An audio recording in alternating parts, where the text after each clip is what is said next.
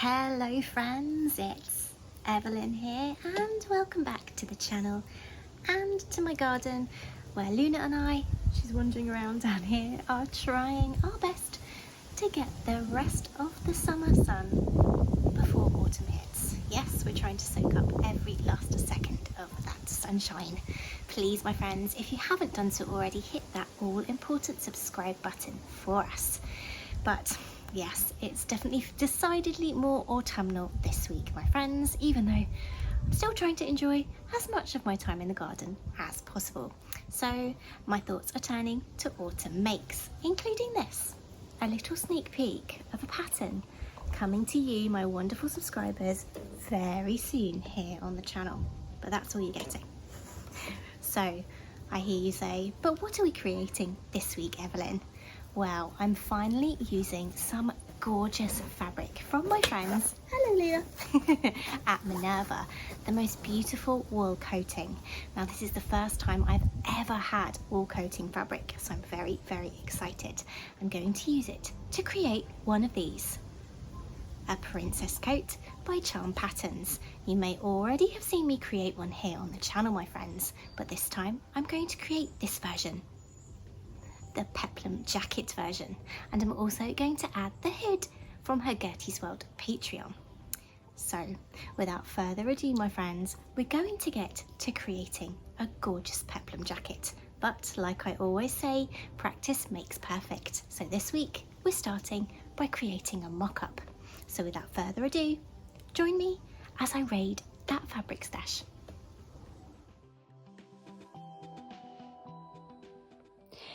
Okay friends, so here is the absolutely gorgeous mint melange wool coating from my gorgeous friends at Minerva, which will become the final version of my Princess Peplum hooded jacket. What a mouthful, but it's to the fabric stash to try and find some fabric to create a mock-up, because I want this to be absolutely perfectly fitted. So immediately I can see something that would be really great for a mock-up of this, and that's the rest of this black molded scuba. I'm seeing a bit of a pattern here, my friends. I'm really tending to go through and use quite a lot of this scuba fabric. I absolutely love working with it as well, so I think that could be a great option for the outside layer of the coat. I'm not sure how much I've got though, so it might be a bit of a fabric Tetris situation. I know that the Peplum is fully faced as well, but I have some regular black scuba here, so I might use that to face the Peplum, and then I should have enough fabric here. But I also need a lining fabric, so I'm just having a look. It does need to be something maybe a little bit lighter. So ooh, I think I have an idea. So this is the remaining velvet fabric from my recent outing creating some vintage style nightwear here on the channel. I'll pop a card above to that playlist and a link in the description box, my friends. I'm thinking that would be a really, really cool lining. Does it look good with the black? Let's have a look. Yes, it does. Okay, so I think I have a plan, my friends. Exciting stuff. So yes, I think I'm going to create a mock-up using black scuba, and then hopefully I've got enough of this velvet left to line. It would only be the bodice lining and the sleeve lining, because if I'm going to use that to face the Peplum, I should have enough. Let's see. Sure enough, my friends, I did have enough of each of my fabrics, and after some fabric Tetris and a lot of cutting out in my 3 different fabrics, all my pieces are ready.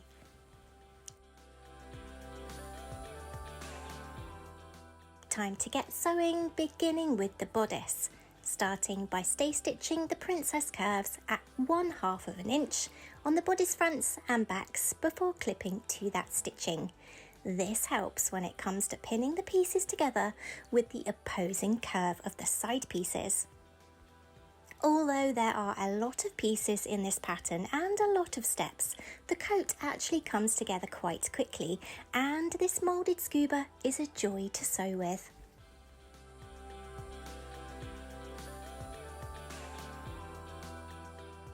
Front and back princess seams and centre back seams sewn.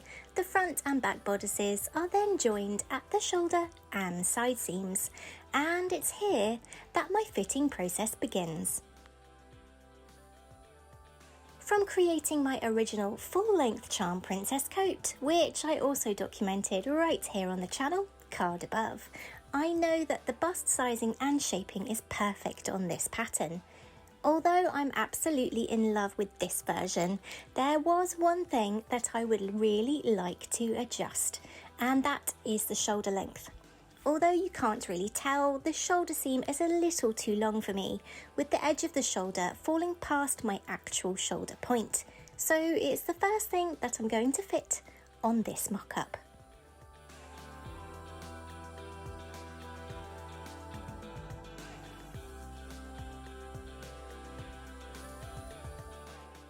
Taking my bodice off of the faithful Betty and trying it on in front of a mirror, I grabbed some pins and placed one on each shoulder to denote where my actual shoulder point falls.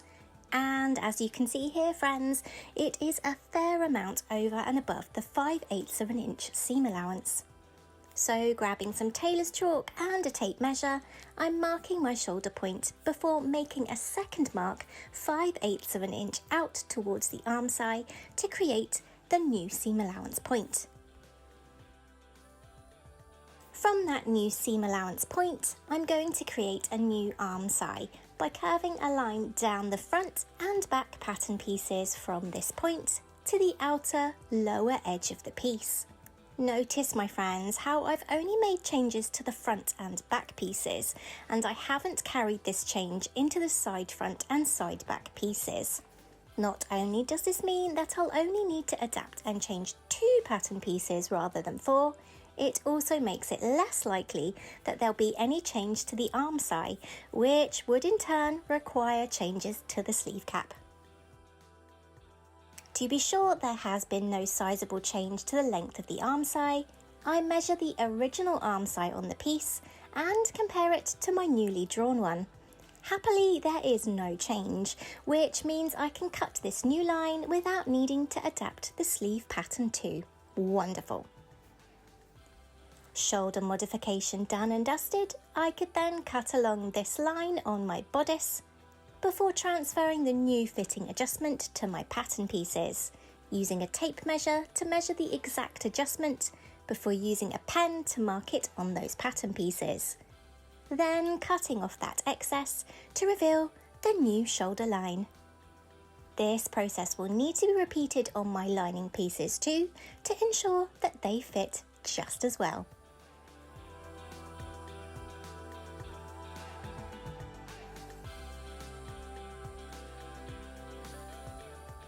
Next up, the sleeves, and I've gone for the full-length tailored sleeves. As always, there are lots of options on this charm pattern. Seams sewn, I then tried on the sleeves over my arms to check the approximate length. The pattern instructs you to hem these outer sleeves invisibly by 1 inch, and I'm happy to say that this length looks just about perfect for me, so no alterations needed there. Grabbing a hand sewing needle, those hems got sewn. And then it was time to insert the sleeves into the jacket, and I find that patience and a lot of pins really do help here. Sleeves inserted, I was faced with this. Oh, and this stage really got me excited. I don't know if I'm alone here, my friends, probably not, but I can get bored so easily. And when health issues arise too, projects can easily get delayed. But once they're picked up again and I start to see progress like I was seeing here, I definitely get a second wind. And this really did happen here, as I went straight to constructing the peplum. Then taking that peplum and pinning and stitching it right sides together with my jacket bodice all along the waistband to get this. Now friends, I would suggest basting the peplum to the jacket bodice before checking the fit and the position of the waistline. I've got quite a long torso, so lengthening bodices is not an unusual adjustment for me, but happily this time that waistline sat exactly where I needed it to. And after stitching the two together, my jacket was really beginning to look pretty awesome. Now onto that lining, starting by remembering to copy the adjustments that I made to that shoulder line to my lining pieces too. Then beginning my sewing with the front and back princess seams.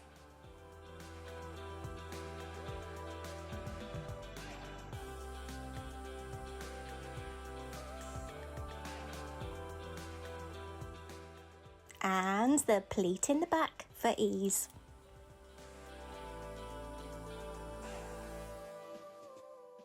It's then time for those facings, and I was really happy with how these two fabrics looked next to each other, and happily they were really easy to stitch together too.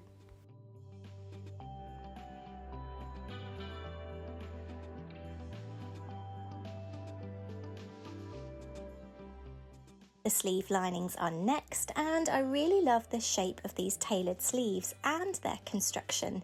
In all honesty friends, I could make a million versions of this pattern, and yes, I fully intend to do so.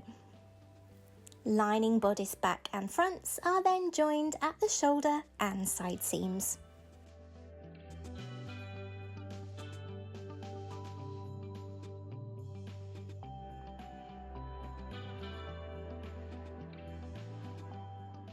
Before those sleeves are inserted to reveal this. And I'm so incredibly happy with my fabric choices. Constructing the hood was my next step, using the moulded scuba for the outer layer and the lightweight black scuba for the lining. Pinning and stitching all along the outer curve, which will form the centre seam of the hood. Before placing the hood pieces right sides together, stitching the lining and outer fabrics together along the front edge of the hood. I then basted the lower edge closed within the seam allowance. Finished for another day, I arranged my pieces on Betty. And if you've seen my previous princess coat video, my friends, yes, once more, Betty is doing an excellent impression of Ezio from the Assassin's Creed game franchise. Hilarious. A new day, and that hood was pinned and sewn to my outer coat all along the neckline, matching notches and seams. And I'm really impressed with how my Netchi NM2000 machine dealt with all of these layers of scuba. I'm ashamed to say, my friends, that I haven't actually changed the needle on this machine since I started using it. And it's still stitching through all of these layers of scuba with utter ease and without a single skipped stitch either. But friends, I still need to remember to change that needle. And so should you. It really is good sewing machine etiquette.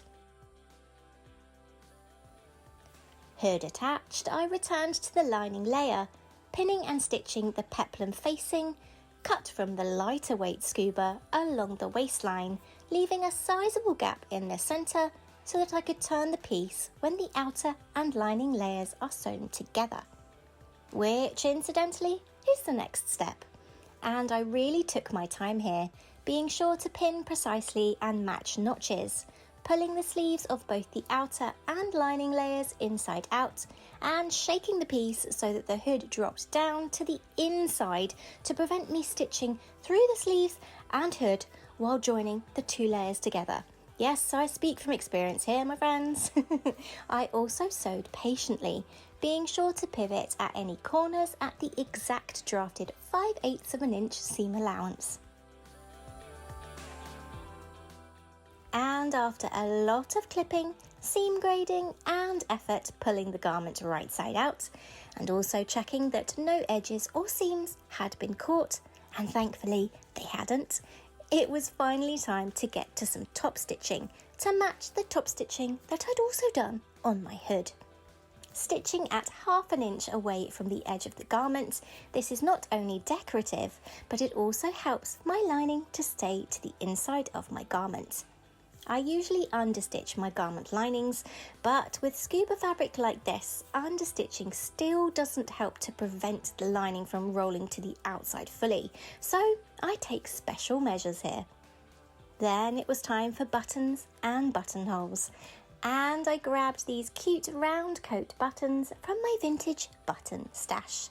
Now this pattern does call for 5 buttons, my friends, but I only had 4 of these. But with a bit of measuring, 4 looks like it'll work just fine. And sewing on those buttons was a task in the egg chair for Luna and I. Fresh air was calling us.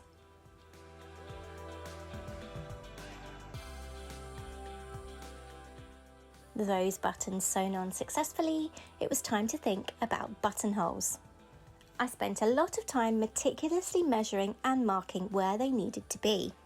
Measure and plan many times, my friends, because you only have one chance to cut that fabric and sew it. And believe you me, I speak from experience once again, my friends, you really don't want to make a mistake here when your jacket is so close to being finished. A top tip here too, my friends, practice those buttonholes on a scrap of your chosen fabric before you attempt them on your actual project. You do not want to be finding issues here and unpicking stitches on all that hard work. My fabrics were particularly thick on this jacket, so I decided to try something for the very first time. Hand stitching buttonholes. I really didn't want to risk my machine chewing up my jacket under a buttonhole foot. And right here is my very first hand sewn buttonhole, and I'm rather proud of it.